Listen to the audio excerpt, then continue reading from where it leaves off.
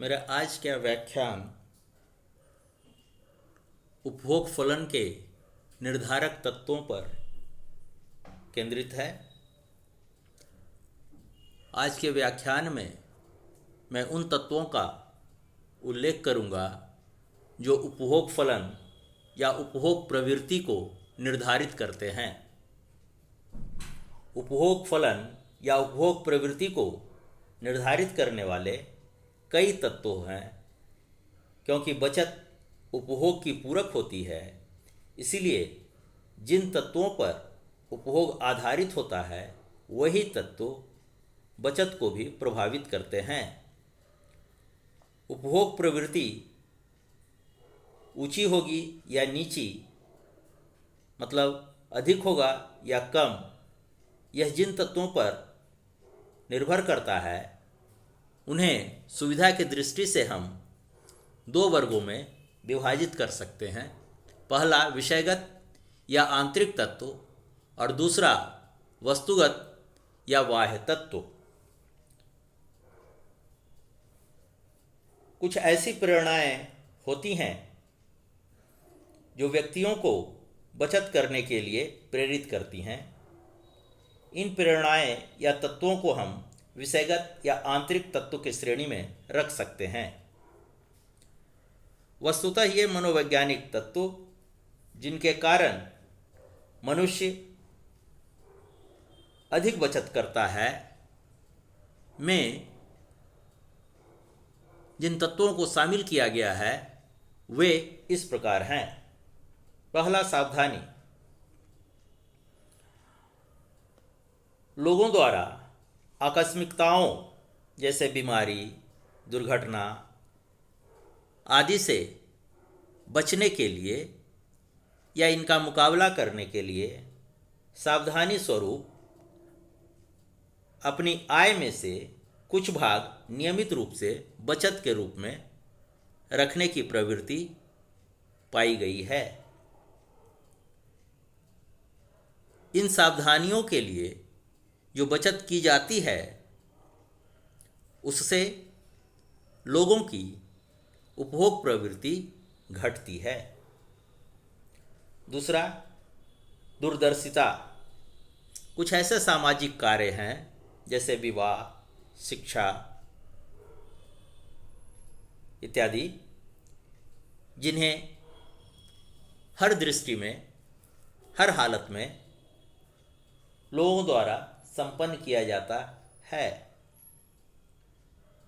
ऐसे कार्यों को संपन्न करने के लिए लोग अपनी आय में से कुछ भाग बचत के रूप में रख लेते हैं।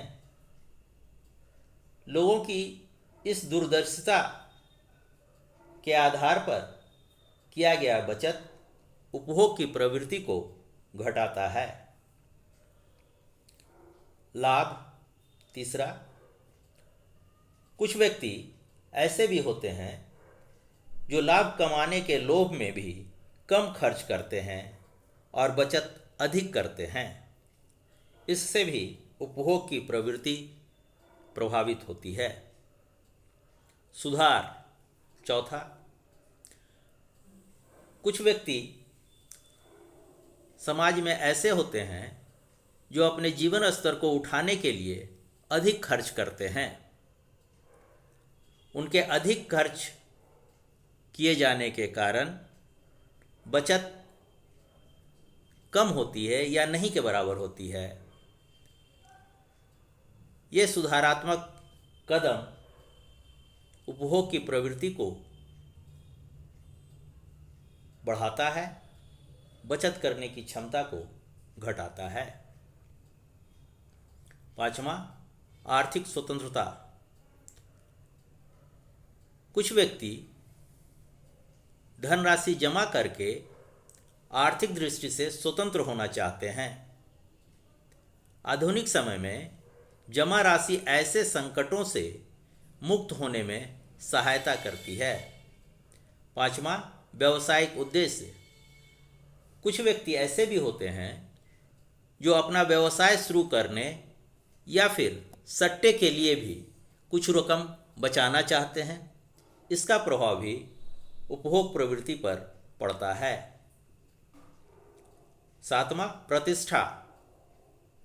कुछ व्यक्ति ऐसे भी होते हैं समाज में जो सामाजिक गौरव और भविष्य में संतान की प्रतिष्ठा के लिए भी कुछ रकम बचाना चाहते हैं।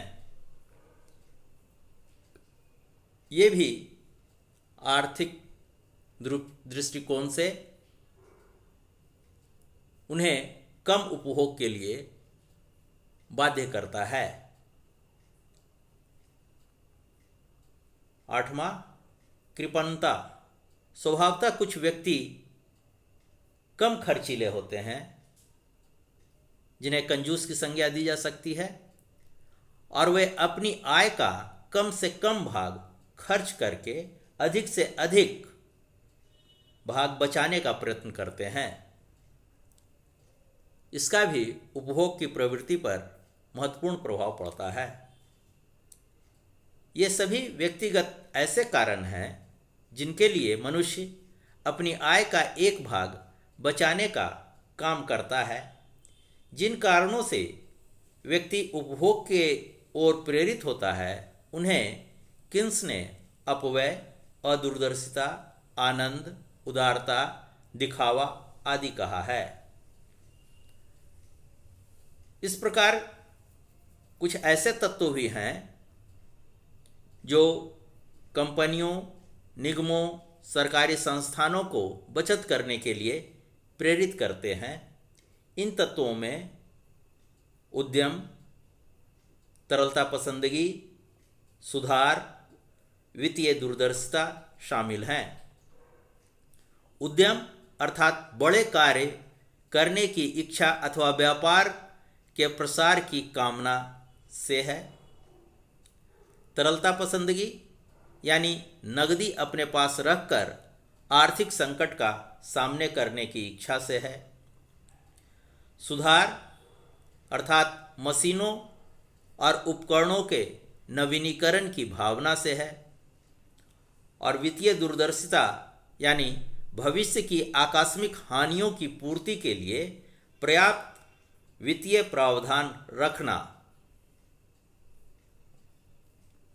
अल्पकाल में इन मनोवैज्ञानिक तत्वों में परिवर्तन संभव नहीं है, इसलिए उपभोग फलन अल्पकाल में प्रायः समान या स्थिर रहता है। किन्स का मत है कि मानव प्रकृति की मनोवैज्ञानिक विशेषताएं, सामाजिक व्यवहार और संस्थाएं, जिन्हें यद्यपि बदला नहीं जा सकता है, यह असाधारण और क्रांतिकारी परिस्थितियों के अतिरिक्त अल्पकाल में कोई विशेष परिवर्तन नहीं ला पाती। अल्पकाल में उपभोग प्रवृत्ति या उपभोग फलन यद्यपि लगभग स्थिर रहती है, किंतु यह पूर्ण रूप से स्थिर नहीं होती है, पूर्ण रूप से यह कठोर नहीं होती है। सरकार की राजकोषीय नीति में परिवर्तन, ब्याज की दर में महत्वपूर्ण परिवर्तन और पूंजी के मूल्यों में द्रुतगामी परिवर्तन उपभोग की प्रवृत्ति पर महत्वपूर्ण प्रभाव डालते हैं।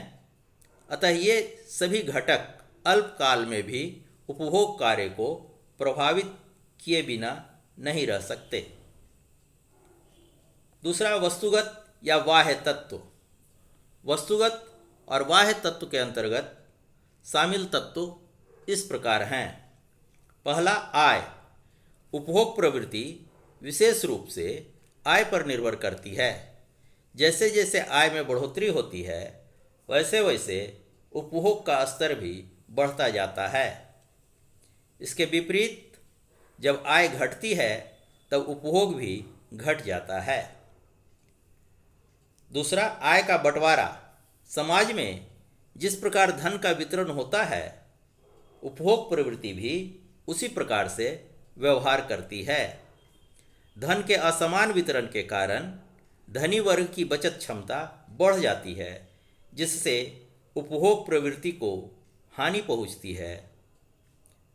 अतः धन का वितरण जितना ही अधिक समान वितरण होगा, उपभोग प्रवृत्ति उतनी ही अधिक ऊंची होगी। तीसरा, कीमत एवं मजदूरी स्तर। चूंकि कीमत स्तर में वृद्धि के कारण वास्तविक आय घट जाती है, इसलिए उपभोग की प्रवृत्ति भी घट जाती है।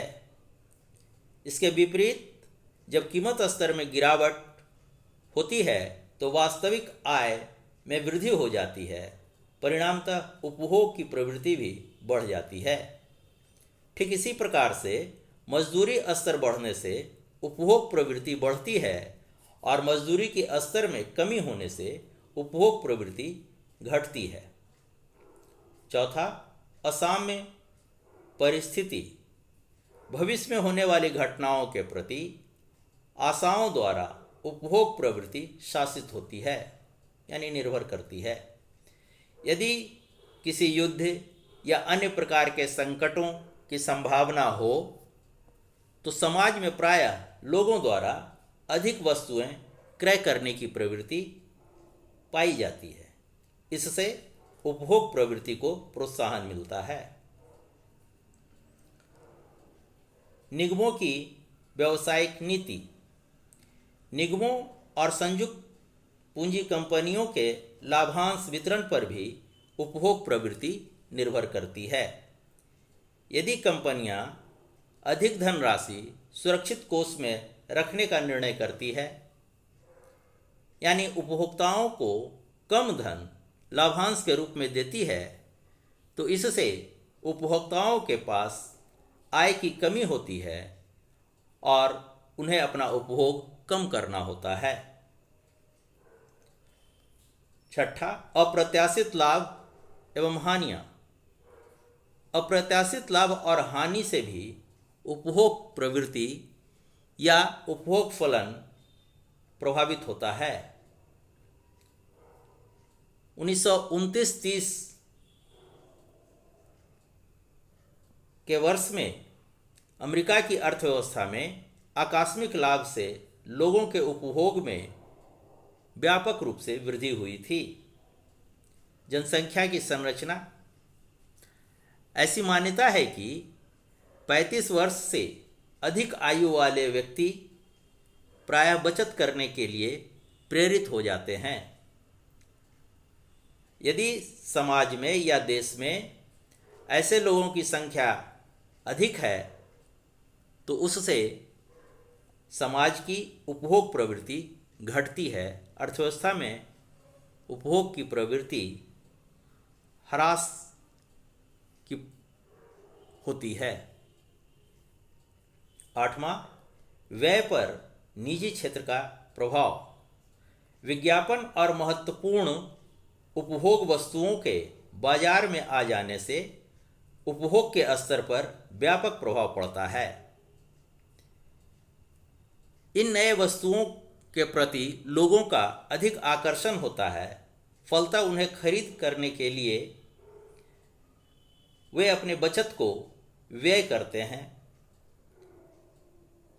ऐसी वस्तुओं की खरीद किस्तों पर भी की जाती है।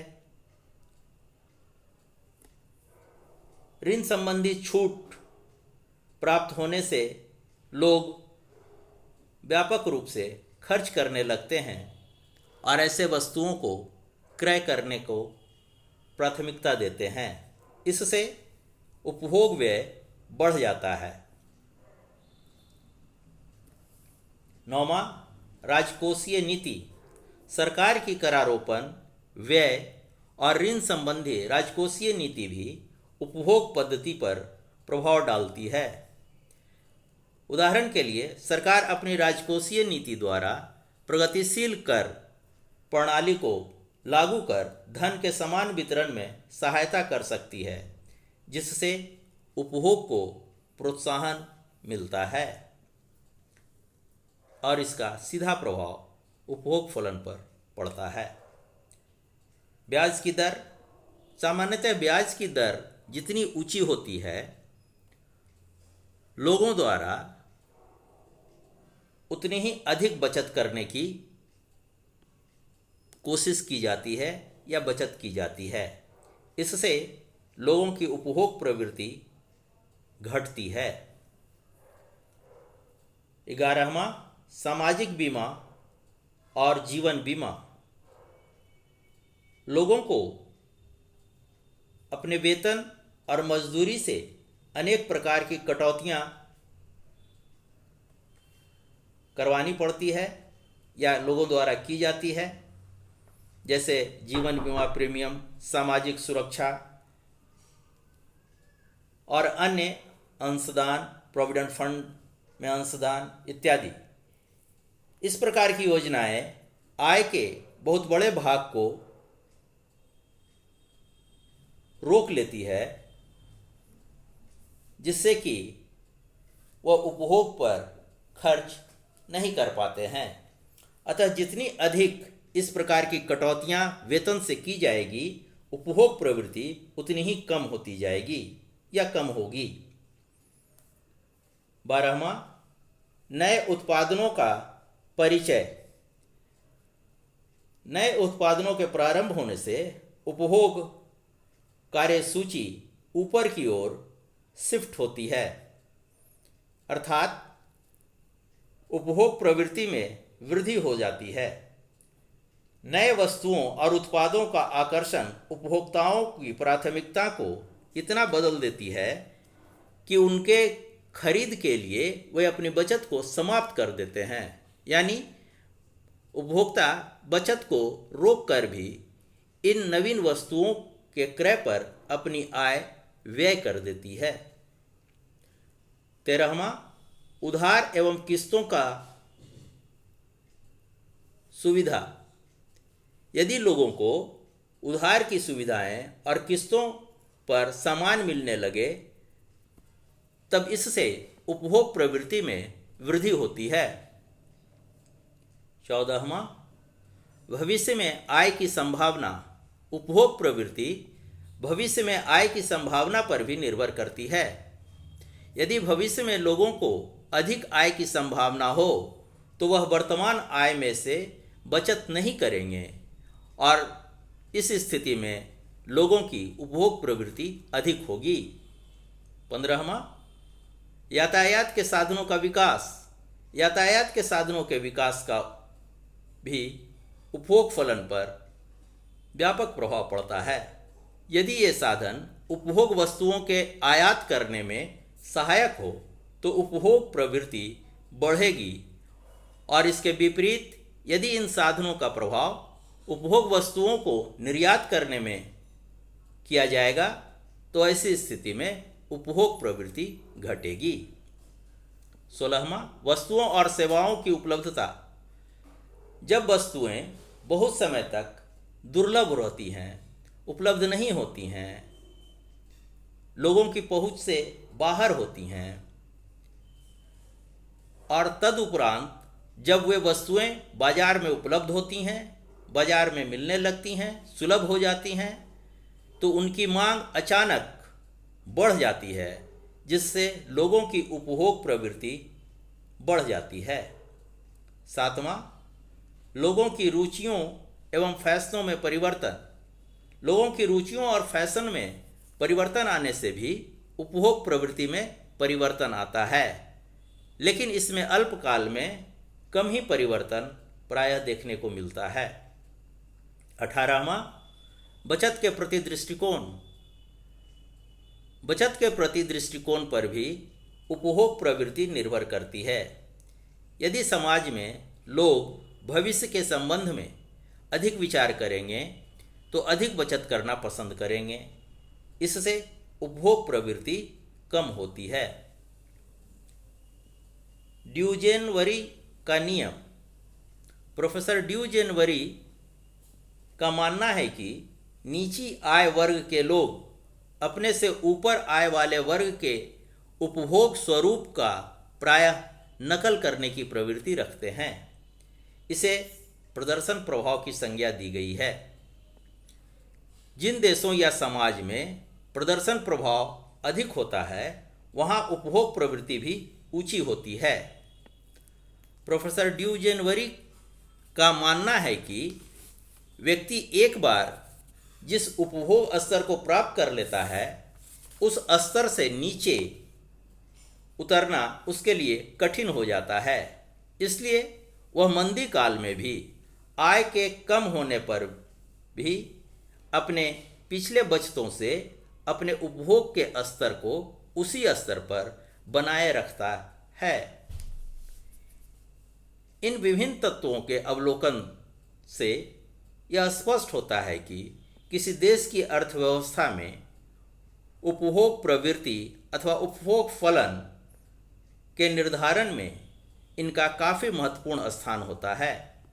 वस्तुतः यही वे तत्व हैं जो अर्थव्यवस्था में लोगों के उपभोग प्रवृत्ति को निर्धारित करते हैं। धन्यवाद।